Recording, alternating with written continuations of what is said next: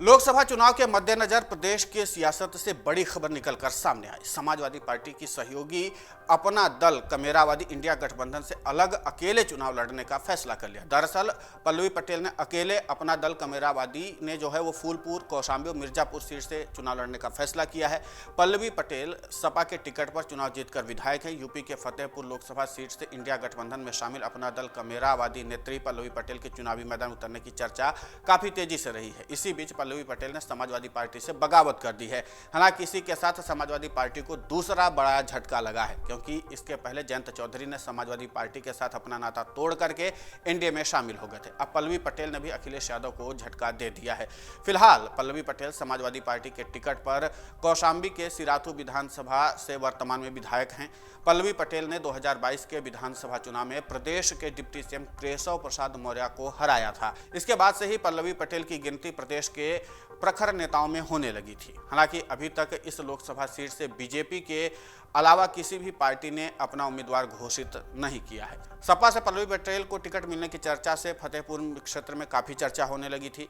राजनीतिक विश्लेषकों का मानना है कि यदि समाजवादी पार्टी पल्लवी पटेल को अपना प्रत्याशी घोषित कर देती है, और जिसका कयास भी लगाया जा रहा था, तो न केवल उनकी बिरादरी बल्कि सपा का पीडीएफ फैक्टर, पिछड़ा, दलित, अल्पसंख्यक के भी एकजुट हो जाने की प्रबल संभावनाएं थी। यह संभावनाएं हकीकत में बदली तो भाजपा के लिए यह सीट जोखिम भरी हो सकती है। वहीं पल्लवी पटेल को टिकट मिलने की चर्चाओं से सपाइयों में भी खासा उत्साह नजर आ रहा था। इस लोकसभा सीट पर इसी जाति के दो कद्दावर नेताओं में समाजवादी पार्टी के प्रदेश अध्यक्ष नरेश उत्तम और पूर्व सांसद डॉक्टर अशोक पटेल के भी नाम शामिल हैं। राजनीतिक पंडितों का कहना है कि अगर मतदाता प्रत्याशियों के जाति आधार पर डाइवर्ट हुए तो पल्लवी पटेल को शिकस्त देना भाजपा के लिए अग्नि परीक्षा से गुजरने जैसा होगा। सपा से पल्लवी पटेल को टिकट न मिला तो टिकट की दौड़ में कद्दावर सपा नेता नरेश उत्तम और डॉक्टर अशोक पटेल में से किसी एक को भी टिकट मिलता है तो इनकी भी स्थिति मजबूत रहेगी।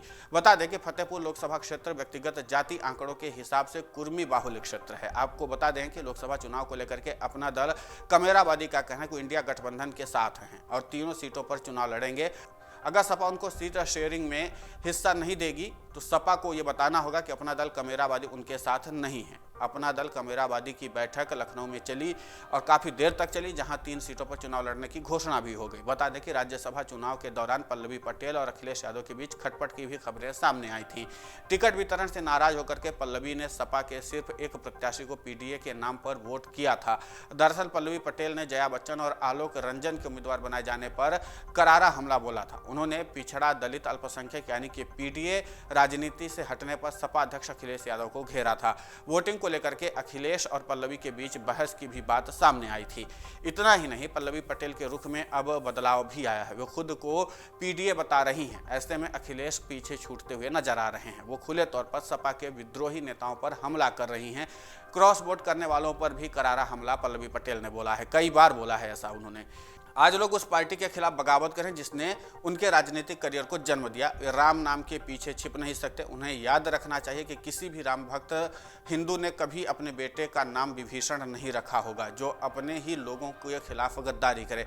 यहाँ तक कि राम भी उन्हें माफ नहीं करेंगे। पल्लवी ने शुरू में सपा या भाजपा के पक्ष में मतदान नहीं करने की घोषणा की थी। उन्होंने कहा था कि सपा के 3 में से 2 उम्मीदवार पीडीए के दायरे में नहीं फिट होते हैं। मतदान के दिन पल्लवी ने पार्टी के दलित उम्मीदवार रामजी लाल सुमन को वोट दिया। वोट डालने के बाद उन्होंने कहा कि वो असली पीडीए हैं और वो हमेशा इसके लिए खड़ी रहेंगी। पल्लवी पटेल के पीडीए रुख को राजनीतिक हलकों में अलग ही नजरिए से देखा जा रहा है। 21 मार्च को विधान परिषद का चुनाव होना है। ऐसे में माना जा रहा है कि पल्लवी पटेल समाजवादी पार्टी में पीडीए को मजबूती से खड़ा करने पर जोर दे रही हैं। इसे सपा नेतृत्व पर दबाव के तौर पर भी देखा जा रहा है। यूपी विधान परिषद की 13 सीटों पर चुनाव होना है। संख्या बल के आधार पर भाजपा 10 और सपा 3 सीटों पर आसानी से जीत दर्ज कर सकती है। हालांकि यहाँ पर अगर भाजपा ने 11वां उम्मीदवार उतारा तो फिर मामला गर्मा सकता है। सपा के कुछ नेताओं ने राज्यसभा चुनाव के दौरान दावा किया था कि पल्लवी अपनी मां कृष्णा पटेल की उम्मीदवारी की मांग कर रही थी। हालांकि पल्लवी पटेल ने इसे सिरे से खारिज भी किया। एमएलसी चुनाव में अब वो दबाव बनाती हुई दिखेंगी। अब ऐसे में देखना दिलचस्प होगा कि जिस तरीके से पल्लवी पटेल ने फैसला किया कि वो 3 लोकसभा सीटों पर जो है वो चुनाव लड़ेंगे अपने पार्टी से, और जिस तरीके से समाजवादी पार्टी को दूसरा बड़ा झटका लगा, अब इसके बाद अखिलेश यादव अपनी क्या नई रणनीति बनाते हैं, ये देखना दिलचस्प होगा। अगर आप ये वीडियो YouTube पर देख रहे हैं तो हमारे चैनल को सब्सक्राइब करें और बेल आइकन को दबाना ना भूलें। अगर आप Facebook पर ये वीडियो देख रहे हैं तो हमारे पेज को लाइक करें।